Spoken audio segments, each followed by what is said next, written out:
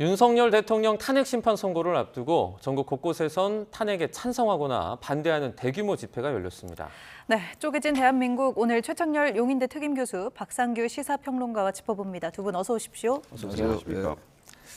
네, 앞서 저희가 지난 주말에 있었던 어제 있었던 찬반 집회의 현장부터 보고 대담을 좀 이어나가도록 하겠습니다. 함께 보시죠.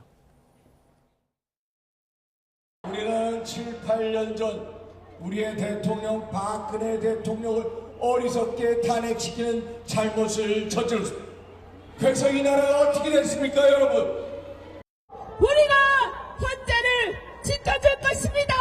그러니 안심하고 윤석열 탄핵 결정을 빨리 해서 어려운 대한민국을 빨리 구해주시기 바랍니다. 네, 일부 국민의힘 또 의원들이 보수의 중심이죠. TK 지역 탄핵 반대 집회에 참석을 했습니다. 아직도 당 지도부는 여전히 개별 의원의 판단에 맡긴다 이런 입장을 고수하고 있는데 아무래도 야당처럼 이렇게 5개 당이 뭉친 것과는 다른 행보를 좀 보여주고 있는 것 같아요. 한마디로 야5당은 당의 총동원령 그야말로 그냥 공식적으로 하는 거예요. 네. 그런 지가 한 3주째 됐습니다. 여당은 말씀하신 대로 개별 의원들의 자율에 맡긴다. 숫자도 보면 민주당 등 야5당은 그냥 거의 100여 명에서 150명을 넘고 어제도 그랬습니다. 네. 그런 시기이기 때문에 개별 판단에 맡기는 것 자체를 뭘 할 수는 없고요. 다만 전체적으로 보면은 광화문에서의 열기는 엇비슷했다. 경찰 비공식 추산으로 말씀드리면 네. 안국동의 탄핵 찬성 집회가 한 3만 명 정도 된 것 같아요. 본인들은 100만 명이다 이렇게 얘기하는데 광화문 쪽에서는 한 4만여 명. 그다음에 구미로 간 집회 아까 윤상현 의원 나오던데 네. 거기가 한 10,000명. 그리고 이 국민의힘 쪽은 전체적으로 흩어져 있었습니다. 전국적으로 좀 확장성에 주목을 했고 민주당은 이재명 대표가 빠졌지만 그래도 3만 명 넘는 3만 명 넘는다고 봐야죠. 그 정도가 모여서 특히 이 거리 행진 여기에 주력하는 모습이었는데 전체적으로 숫자를 논의할 건 아닌데 민주당 등 야5당은 공식적인 탄핵 찬성 집회를 하고 있고 국민의힘 측은 자율적인 의원 참여와 함께 시민들의 동참을 유도하는 그런 식으로 지금 가고 있는 것이 아닌가 이렇게 생각이 되네요. 네. 네, 교수님은 어떻게 보셨습니까? 이렇게 국민의힘 당 지도부는 좀 개별적으로 확산을 하는 모습이고 야당은 5개 당 전체 뭉쳐 있는데요. 국민의힘이 탄핵 거의 마무리 국면인데 막바지 국면인데 당이 굳이 개별 의원 판단에 맡긴다 이런 얘기를 하는 걸로 봐서는 네. 제 추측인데 제 추론이긴 합니다만 만약에 탄핵이 인용되면 대선이 치러져야 될 거 아니겠어요? 조기 대선이 열릴 텐데 그때를 대비하는 게 아닌지 그런 생각도 좀 들어요. 지도부 차원은 아니다 이거는. 네. 근데 이게 대단히 궁색한 얘기죠. 지금 이제 와서 지도부 차원이다 아니다가 별로 중요하지 않죠. 그동안 지도부도 지금 현재 이 개별 의원 이른바 개별 의원들 입장에서 하는 그 메시지가 거의 비슷한 메시지를 내왔어요. 근데 요즘 와서 조금 자제한 듯한 이런 느낌이 들긴 듭니다. 그래서 아무래도 굳이 이건 당의 지도부 차원이 아니다라고 굳이 얘기한 걸로 봐서는 그런 정치적인 좀 고려가 좀 깔리는 게 아닌가라는 생각이 들기도 해요. 근데 이제 와서 어쨌든 그래서 이번 주가 최종 결정 선고가 있을지 어떤 분들은 또 이러다가 다음 주 넘어간다는 분도 있고 그래요. 여러 가지 예측인데 알 수 없습니다. 제가 볼 땐 그래도 이번 주 안에는 최종 선고가 내릴 것 같긴 합니다만 막바지 국면이니까 국민의힘이 그동안 여러 말을 쏟아냈잖아요. 특히 의원들도 그렇고 의원들이 아닌 어떤 목사라는 분도 그렇고 말이죠. 또 한국사 강사라는 분도 그렇고 저로서는 도저히 받아들이기 어려운 얘기들 너무나 많이 쏟아냈어요. 네. 이제 와서 그걸 만약에 대선이 열리면 어쨌든 간에 대통령 선거가 미래지향적인 전망적 투표의 성격을 갖는다 하더라도 네. 탄핵 찬반에 대한 프레임이 형성이 안 될 수도 없어요. 형성이 안 되는 것도 이상한 것이고 그런 쪽에 대비해서 아마 이런 메시지를 굳이 내는 게 아니냐 지도부가 그런 예측을 할 수 있습니다. 네. 예. 이런 가운데 김용현 전 국방부 장관이 또 옥중 편지가 공개가 됐는데요. 지난번에는 헌재 재판관들을 이름을 하나하나 거론하면서 처단하겠다 좀 이렇게 강한 어조로 비판을 했었는데 이번에도 부정선거 그리고 의회 독재 등을 좀 죄악이다 이러면서 하나하나 열거하면서 높은 비판의 목소리를 냈습니다. 이런 강한 언사가 가져올 수 있는 어떤 득실은 어떻게 보십니까? 뭐 실족은 생각하지 않은 것이겠죠. 네. 이게 이제 국민의힘을 지지하고 탄핵에 반대하는 분들이 모인 집회였기 때문에 네. 당연히 그분들을 향한 메시지라고 봅니다. 그래서 야당 집회에서도요. 뭐 내란 얘기를 계속 하잖아요. 제가 이제 야당 집회 관련 기사를 보면은 올라온 연사마다 내란 우두머리, 뭐 수결한 표현을 씁니다. 계속.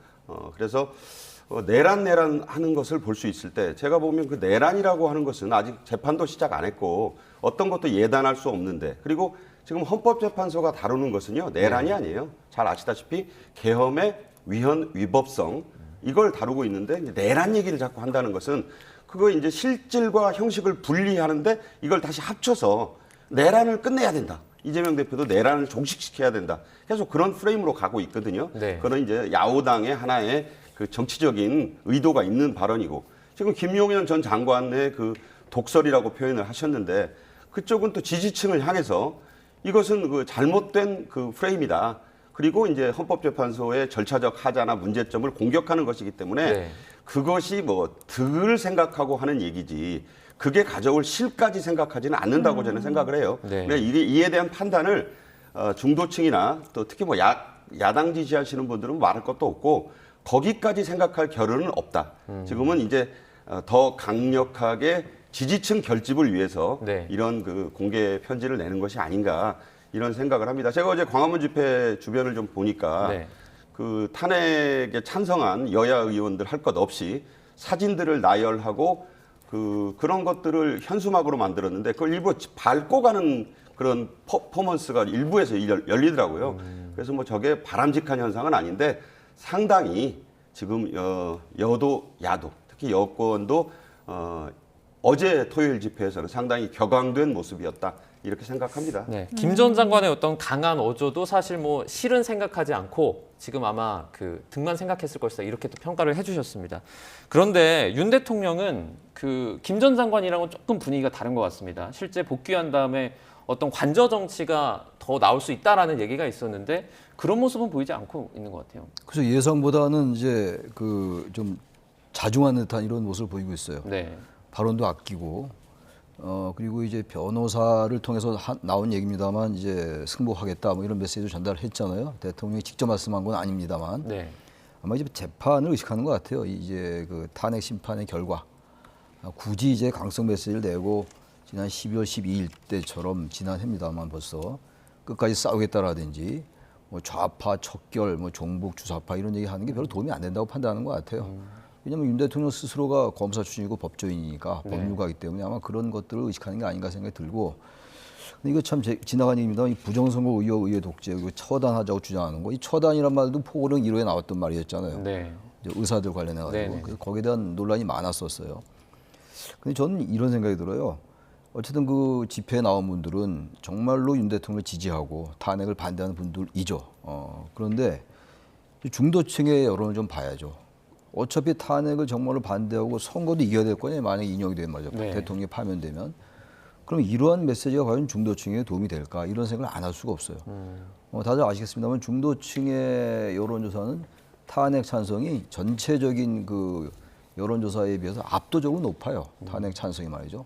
근데 굳이 이 김용현 전 장관의 이 지금 부정선거 의혹 이 정말 또 철지난 이 얘기에다가 또 의회 독재 얘기하고 처단 얘기하고 지났습니다만 이런 편지를 왜 소개하는지 모르겠어요. 그러니까 이번 극렬 지지자들만 의식하는 것 같아요. 물론 거기 집회에 나온 분들 의식하는 건 알겠는데 이해가 갑니다만 이런 부분들이 어디에 도움이 될까?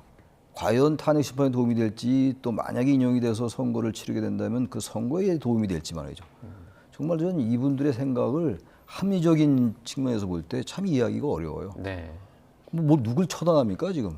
이런 얘기를 한 사람 또 옥중 편지를 공개하고 이런 얘기들 참 정말 우리 한국이 글쎄 저는 이런 것들이 이제 곧 정리가 되리라고 봐요. 지금은 대단히 혼란스럽고 어제도 그랬고 지난 3.1절 집회도 그랬고 말이죠. 이런 상황이긴 합니다만 이게 언제까지 가겠어요? 저는 반드시 정리될 수 있다라고 보고 진압될 것이다라고 생각합니다. 네. 네, 득실보다는 이제 지지자들용 득을 생각하는 메시지를 내는 김용현 전 국방부 장관 그리고 이 탄핵 심판 결과에 좀 득실까지 생각하면서 신중한 윤 대통령입니다. 이야기 좀 해봤고요. 오세훈 서울시장이 또 그 야권이랑 조금 갈등을 빚고 있는 게 헌법재판소 인근에 설치된 이 천막 때문인데 이걸 이제 불법으로 규정하면서 뭐 변상금 같은 필요한 모든 조치를 취하겠다. 좀 강력하게 나오고 있어요. 어떻게 보셨습니까? 일단 불법적으로 천막을 설치한 것을 네. 제거해야 마땅한 거죠. 누구나 법을 따라야 될 것 아닙니까? 그런데 이걸 종로구청장 소관인 건 맞아요. 그런데 지금 뭐 민주당에서 대변인까지 여기에 대해서 뭐 그 강력한 비난 메시지를 내던데 아니 종로구청장 말을 들었으면 비난 메시지를 내겠습니까? 네. 그러니까 과태료만 우선 부과하겠다는 거 아니에요? 본인들도 인정을 합니다. 불법 천막이니까 철거를 해야죠. 그런데 이건 특별한 천막이라고 좀 봐달라는 식이고 거기에 대해서 정 안 되겠으니까 서울시장까지 나선 것 아닙니까?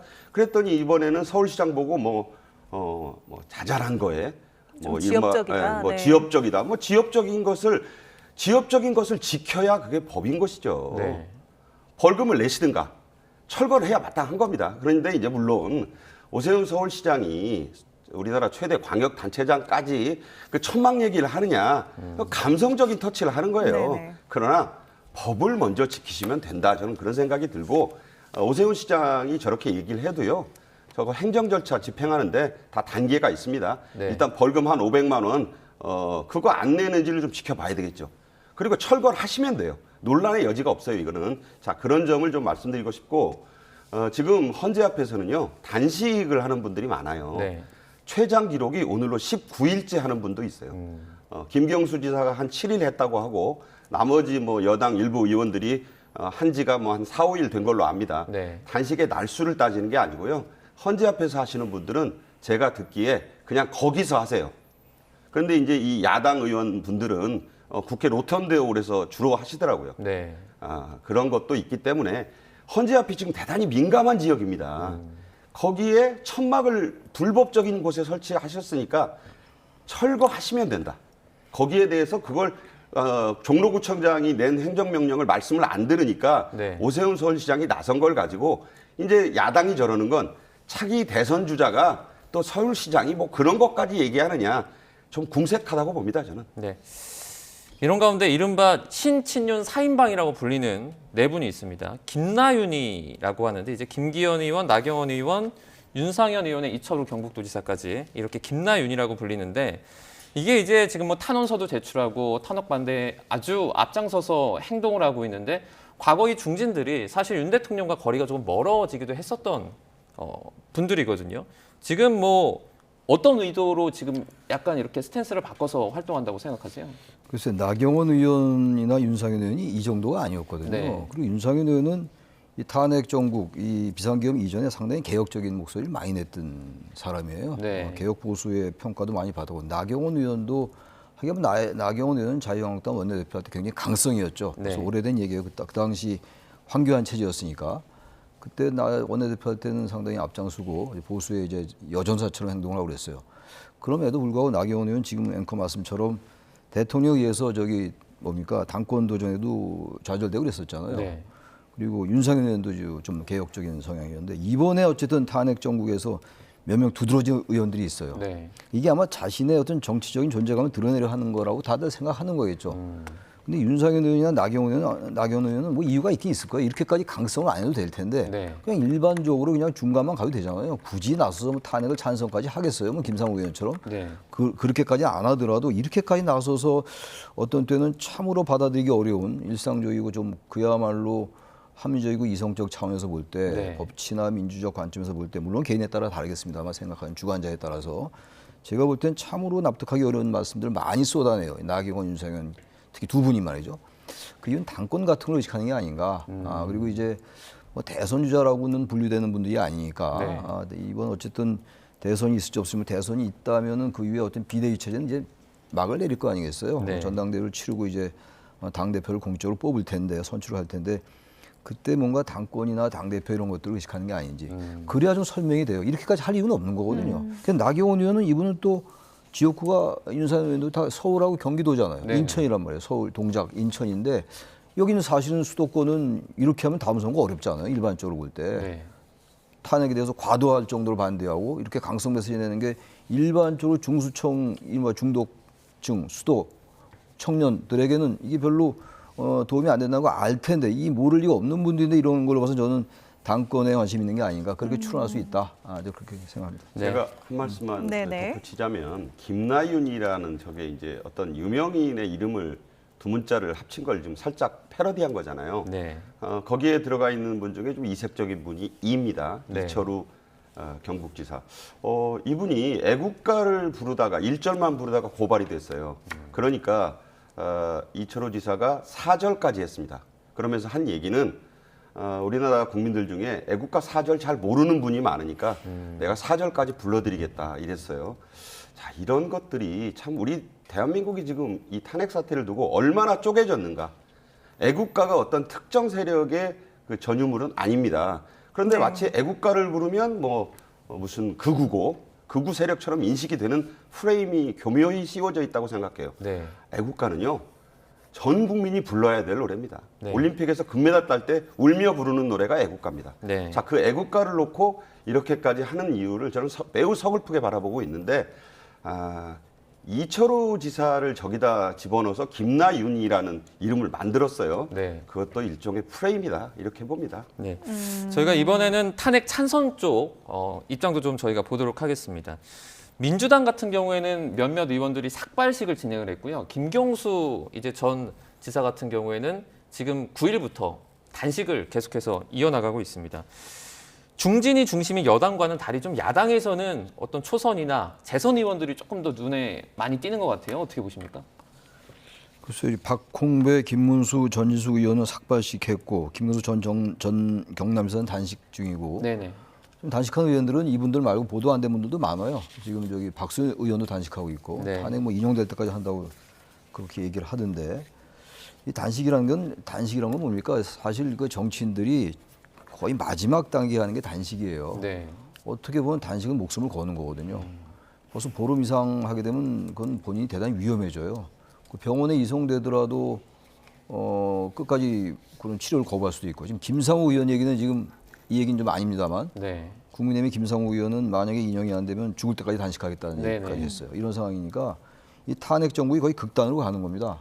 한두 명이 단식할 수 있는데 여야 다 단식하고 삭발식하고 이런단 말이죠. 삭발과 단식, 시위 이런 것들 그리고 행진 이런 게 지금 이제 거의 탄핵 마무리 국면에 와서 여야가 총 말하자면 지지자들 결집시키기 위한 장애 여론전의 하나의 수단으로 동원하고 있는 겁니다. 네. 이걸 뭐라고 할 수는 없어. 또 이 본인들이 또 나중에 또 정치적인 하나의 그 토대가 될 수도 있겠죠. 네. 그거야 뭐 불가피한 부분이니까 그런 걸 보고만 한다고 우리가 얘기할 수는 없는 것이고 그렇기 때문에 이건 마지막에 어쨌든 자신들의 진정성을 내세우기 위한 것이기 때문에 전 이 삭발 단식하는 거 이거는 어쨌든 고통스러운 일이기 때문에 전 이 부분까지 비난하고 싶지는 않아요. 여야 네. 모두 말이죠. 예.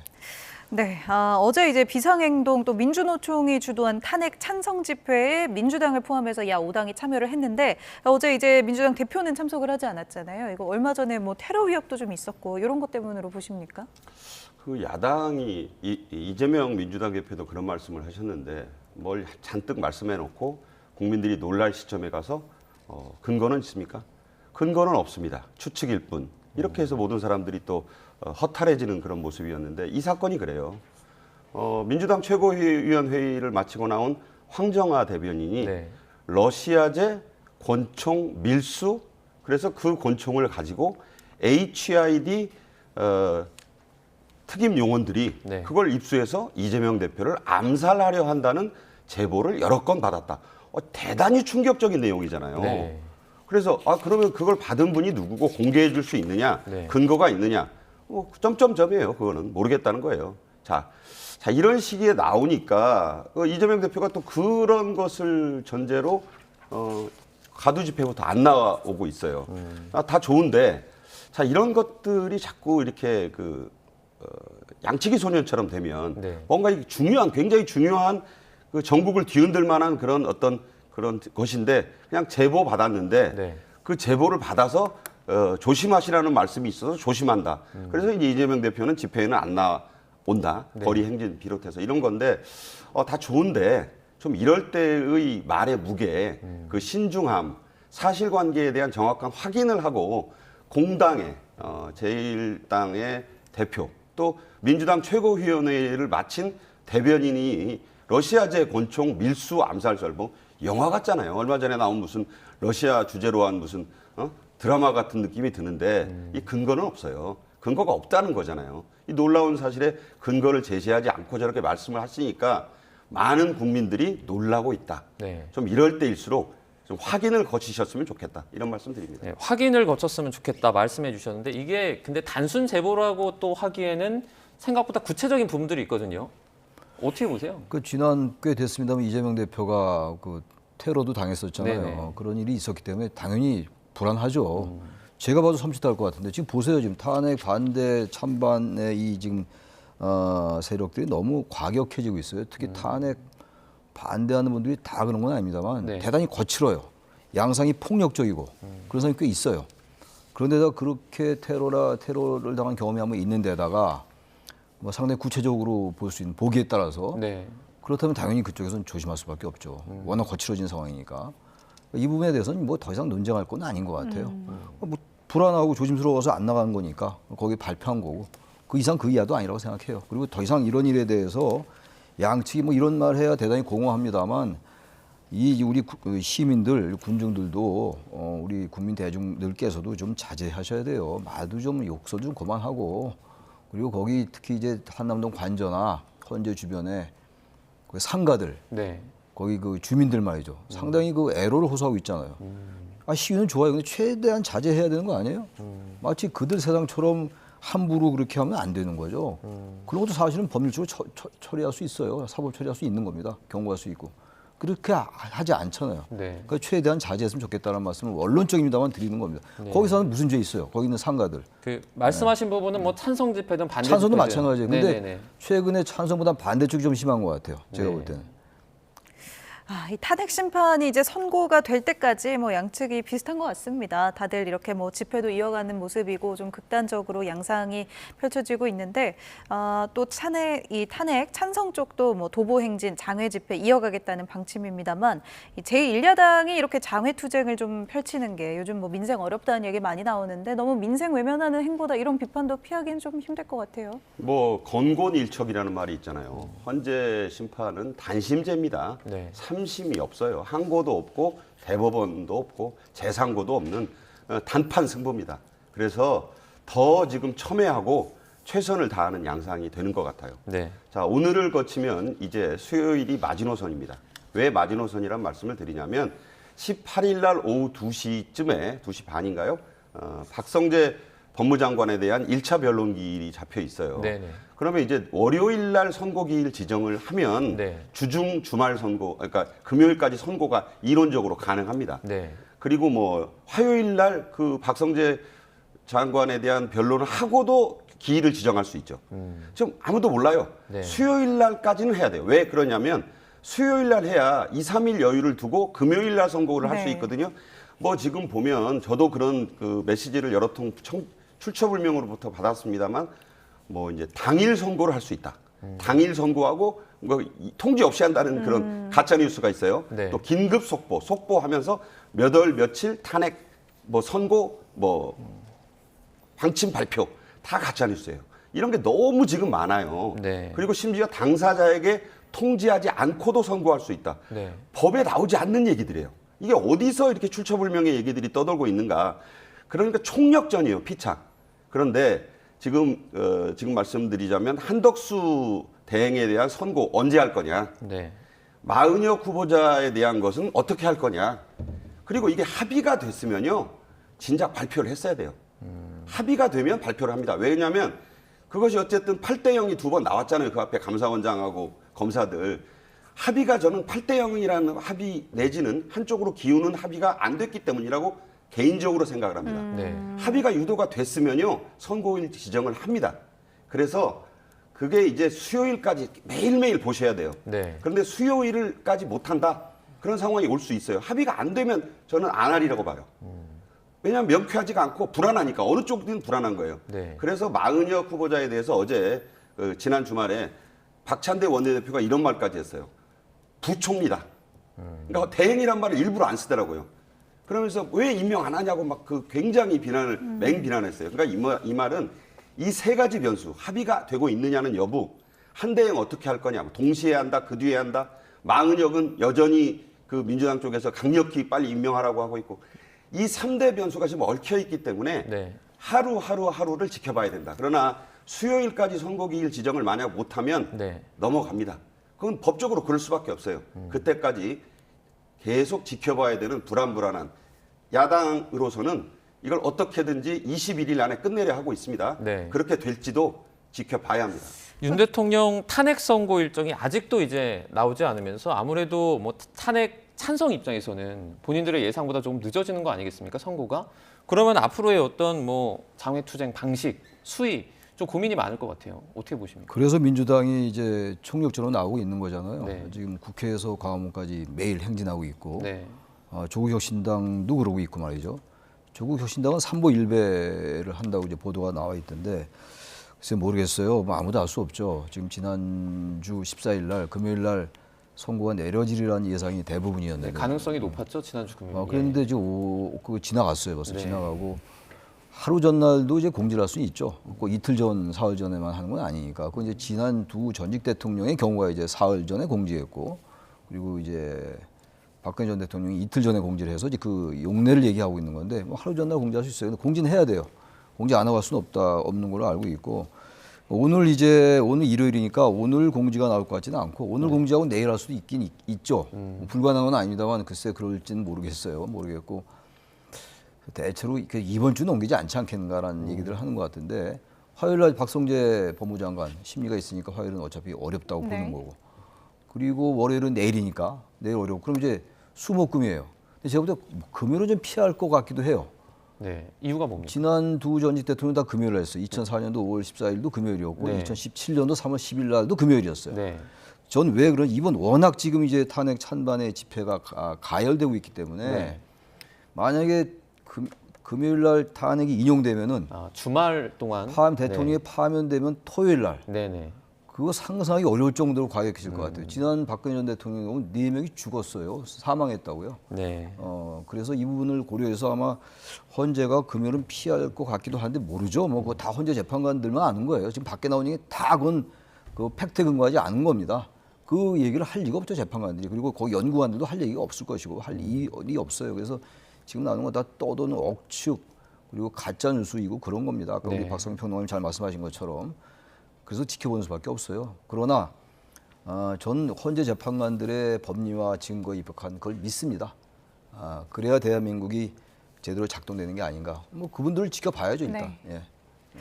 정말 정확히 선고일이 언제 나올지 아직은 저희도 뭐 아무도 모르지만요. 조금 전 이야기하신 것처럼 사실 헌재 재판관들도 뭐 최대한 합의에 이르려고 고심 중일 거다 이런 얘기 하셨잖아요.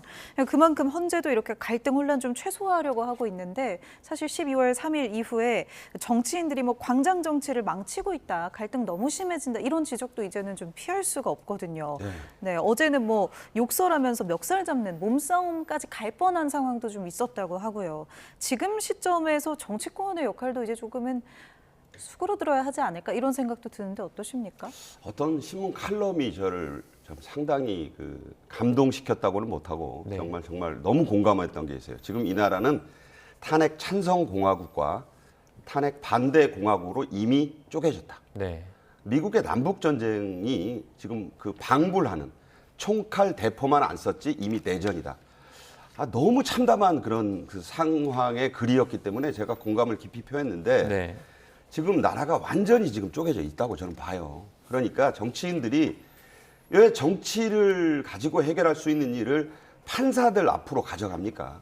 그런 지가 오래됐어요. 재판관들도 판사예요. 자, 이분들의 고민이 얼마나 클 것인가. 자, 그런데 중요한 거는요.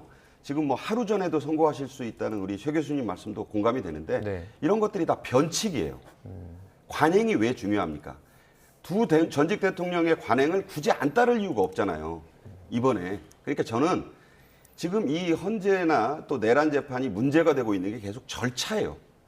법은 정의로워야 되고 정의롭게 보여야 됩니다. 네. 정의롭게 보여야 된다는 부분이 절차에 대한 얘기예요. 하자가 없어야 된다. 듀 프로세스. 그런 것들을 헌재 재판관들도 의식하기 때문에 금요일 날 선고하면 난리가 날 거고 뭐 진공 상태로 헌재를 비운다. 네. 경찰이 전국에 가포비상을 내렸다. 그걸 가지고 또 예단하는 분들이 있더라고요. 네. 그냥 경찰은 자기 할 일들을 하는 거예요. 불상사를 막기 위해서. 아니 2017년에 불과 그 얼마 안 되는 과거에 그런 비극이 있었으니까 당연히 진공 상태를 만드는 거죠. 다만 절차는 지키면서 했으면 좋겠다. 그거를 당일 선고를 해버린다든가 네. 당사자 통지를 안 한다든가 전부 가짜뉴스예요. 하지만 그다음에 하루 전에 하고 한다. 이런 일견 꼼수로 비치는 것을 하지 않았으면 좋겠다. 네. 내용도 절차적 균형 못지않게 중요하지만 절차도 중요합니다. 헌재 재판관들은 지금 이것을 끊임없이 고민하고 있을 것이고 정치권과 국민은 그런 절차를 지키려는 헌재 재판관들에게 마음속으로부터 응원을 해야지 자꾸 파당적으로 왜 때문에 지금 숫자 싸움 때문에 각 회사 뭐 동창회 저희 친구들도 좀 돈 걸고 난리가 났어요. 저는 안 합니다. 그런 것을 하는 것 자체가 사회적 병리 현상이라고 봐요. 네. 헌재의 고심까지 말씀을 해주셨습니다. 지금 사실 역대 대통령을 저희가 돌아봤을 때 가장 길게 심리한 기록을 이미 매일매일 경신하고 있거든요. 헌재에서 지금 어떤 점을 가장 고심하고 있을 거라고 보세요? 절차의 문제를 많이 생각할 것 같아요. 네. 제가 볼 때는 그 헌재가 별로 절차를 어긴 게 없는데 유난히 이번에 어쨌든 국민의힘이나 대통령 변호인 측, 대통령 측에서 절차 문제를 끊임없이 얘기를 하고 있어요. 끊임없이 거의 그야말로. 네. 뭐 내란죄 철회한 부분부터 해가지고 증거를 잘못 채택했다라고 얘기하고 공수처 수사권 얘기하고 그러는데 공수처 수사권 얘기 나와서 얘기인데 공수처 수사권은 사실은 이의 신청 기각됐고 그리고 이제 그 체포적부심 기각됐어요. 서울중앙지법에 의해서. 네네. 그리고 난 다음에 이번에 이제 그 직위원 판사라는 사람이 공수처 수사권이 명확하지 않다라고 상급심의 법원의 판단을 받아보는 게 좋다고 해석할 수 있는 얘기를 한 겁니다. 네. 그래서 공수처 수사권이 잘못됐다고 얘기한 것도 아니에요. 그야말로 관행과 실무에 또 잘못된 것도 했어요. 이게 날로 계산해 왔던 걸 시간으로 계산 안 했다고 해가지고 네. 그야말로 정말로 정통으로 관행과 실무를 어긴 건 바로 이제 검찰과 법원이었어요. 사실 굳이 따지면. 근데 지금 헌법재판소가 뭐 절차를 어겼다고 그러는데 그래서 공수처가 수사권 문제가 있어 그런지 몰라도 공수처의 수사 자료는 헌재가 증거로 채택하지 않았어요. 증거로 채택했으면 큰일 날 뻔했어요, 정말로. 근데 아무튼 그러나 계속 이런 지적이 있으니까 그래서 네. 탄핵 반대 세력이 헌재를 뭐 때려부시자 뭐 현역 의원이 국민의힘 현역 의원이 그런 말을 하고 네. 그리고 아예 뭐 요즘 쳐부시자 뭐 헌재 쓸어버리자는 기본이에요. 사실 조금 과장되게 말씀드리면 말이죠. 네. 얼마나 많은 연사나 얘기를 많이 했어요, 지금. 그러다 보니까 대단히 조심스러운 거예요. 아니 헌재는 아까도 말씀하셨다시피 헌법과 법률을 위반했는가? 그 법률을 위반하고 헌법을 위반한 위헌, 불법적인 게 얼마나 대통령을 파면할 정도로 중대한 것인가? 헌법 수호 의지와 어떻게 연관되는 것인가? 국익이 어떻게 연관되는 것을 따지는 거예요, 헌재는. 네. 그 내란죄 철회한 거에 그거는 문제가 되지 않아요. 내란죄 철회도 엄밀하게 말하면 철회가 아니라 내란죄가 형법이 위반되냐 안 되냐는 따져보지 않는다는 거 헌재. 그걸 어떻게 따집니까? 3년 4년 걸릴지 모르는데. 그래서 그 부분을 제외한 거예요. 그거 자꾸 내란죄 철회했다고 그러는데 네. 그렇지 않아요. 그런데 이거 자꾸 헌재가 절차 문제, 헌재의 절차 문제 제기하는데 그러니까 헌재가 아마 절차 문제도 조금의 흠결이라도 네. 꼬투리 잡히지 않기 위해서 최선을 다하는 것 같아요. 저는 그래서 늦어진다고 봅니다. 무슨 방향성에서 크게 잘못돼서가 아니고 네. 그런 절차의 문제에서 어떤 그 꼬투리 잡힐 거 이런 것도 최대한 최소화시키기 위해서 그러기 위해서 저는 마지막까지 꼼꼼하게 따져보느라고 좀 늦어지는 게 아닌가라고 저는 그렇게 추론을 합니다. 네. 그 조금의 흠결도 없었으면 하는 마음으로, 조금의 잡음도 생기지 않았으면 하는 마음으로 이렇게 좀 고심이 길어지는데, 그러면은 헌재 입장에서 이제 조금의 잡음도 좀 최대한 줄이려면 선고기를 언제로 잡느냐, 이것도 정말 큰 문제일 텐데. 마냥 늦춘다고 그렇게 되는 건 아니겠죠. 네, 또 이제 26일, 그러니까 다음 주 한 주 더 건너뛴 수요일에는 이제 이재명 대표 또 항소심 선고 잡혀 있거든요. 그렇죠. 그날 이제 네. 그 공직선거법 항소심이에요. 2심인데 네. 그날까지 갈 수도 있겠죠. 뭐 알 도리가 없어요. 그 추측은 별로 의미가 없는 상황인데 물론 6개월 이내에 하는 거니까 내년 6월에 해도 돼요. 12월 14일 날 접수되니까 내년 6월 14일 해도 되죠. 근데 그거는 말이 안 되는 얘기 아니겠어요. 나라를 계속 이 모양으로 간다는 얘기잖아요. 그리고 대개 방향이 나왔고 평의가 오래 진행됐고 평결은 마지막 표결하는 거잖아요. 네. 그 제가 보기에는 그 결정문 초안에 다 나와 있을 거예요 지금. 기각, 뭐 각하, 저는 각하의 가능성 거의 없는데 요즘 또 와서 각하 얘기를 갑자기 또 하던데 네. 기각과 인용의 어떤 결정은 나와 있고 여기에 대해서 여러 가지 논의들을 하겠죠. 합의도 모색할 것이고 전원일치를 가능하면 생각하겠죠. 그러나 전혀 생각이 안 맞으면 소수 의견이 나올 수 있는 것이고 6대2로 될 수 있고 네. 급기야면 5대3이 나올 수 있고 그런 거겠죠. 네. 그럼에도 불구하고 최종적으로 아무리 흠결을 줄이려 한다 하더라도 그 한계가 있는 거죠. 근데 만약에 그런 것들 저기 어떤 문제를 삼으려 한다면 뭐든지 할 수 있어요. 뭐든지. 모든 사안을 다 문제 삼을 수가 있다고요. 그렇게까지 해서는 안 되는 거죠. 네, 또 비슷한 얘기 여쭤보면 이제 뭐 6대2, 5대3까지 조금 이야기해 주셨거든요. 진짜 좀 팽팽한 결과가 나오면 이제 또 어디서 불복하겠다 이런 결과 나오면 이것도 좀 우려의 목소리 나옵니다. 야당에서는 왜 윤 대통령이 최후 진술 때 승복한다는 얘기를 하지 않았느냐. 지금까지도 왜 거기에 대해서 말을 하지 않느냐. 이것을 이제 계속 비판을 하세요. 그런 반면에 이재명 대표도 여러 자리에서 기자들이 묻습니다. 지금도. 어떤 결과. 그러니까 이재명 대표가 원하지 않는 결과가 나와도 승복하시겠느냐. YTN 그 무슨 카메라 저도 여러 번 보는데 네. 묵묵부답 미소예요. 영화 미소. 왜 얘기를 안 합니까? 어떤 나에게 불리한 결과가 나와도 승복하겠다고 지금 그 이재명 대표는요. 그냥 원내 일당 대표고 여의도 대통령이에요. 난 그렇게 봅니다. 네. 그러니까 이분이 먼저 오히려 선제적으로 나에게 불리한 결과가 나와도 깨끗이 승복하겠다고 하시면 나는 윤 대통령도 거기에 밀려서 하실 수 있다고 봐요. 이걸 어떤 칼럼니스트는 솔로몬의 그 왕의 그 아이 판결에 비유하더라고요. 네. 대한민국이라는 아이를 놓고 양쪽에서 잡아당기고 있다. 세게 당기면 아이의 팔이 잘못될 수도 있다. 먼저 놓는 사람이 나라를 더 사랑하는 사람이다. 적극 공감합니다.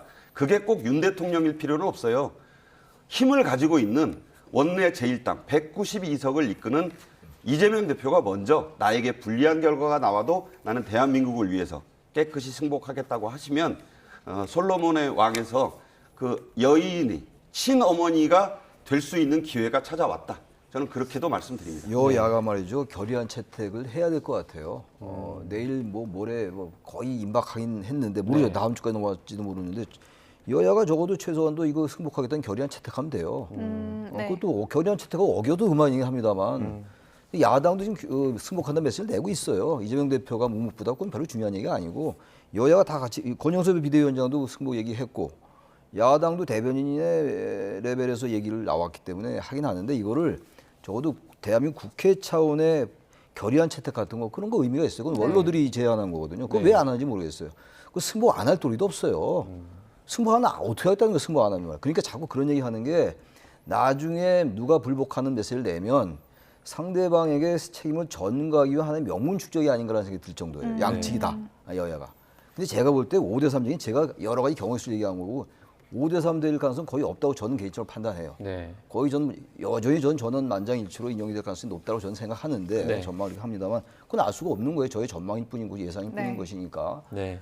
그래도 어쨌든 간에 여야가 자꾸 그 얘기가 나오니까 내일 정도에서 결의안 채택은 금방 할 수 있어요. 네. 법안도 아닌데 그 정도에서 국민들 좀 안심시키는 건 어떨지 그것도 못하나요? 우리 정치권이? 그런 아쉬움이 좀 있습니다. 네, 사실 이게 가장 걱정되는 부분이기도 한데 결과에 대한 어떤 불복은 더 큰 혼란으로 가는 길이기 때문에 이 부분도 좀 우려가 됩니다. 예. 오늘은 여기까지 듣도록 하겠습니다. 최창렬 용인대 특임 교수 그리고 박상규 시사평론가와 함께 짚어봤습니다. 두 분 고맙습니다. 감사합니다.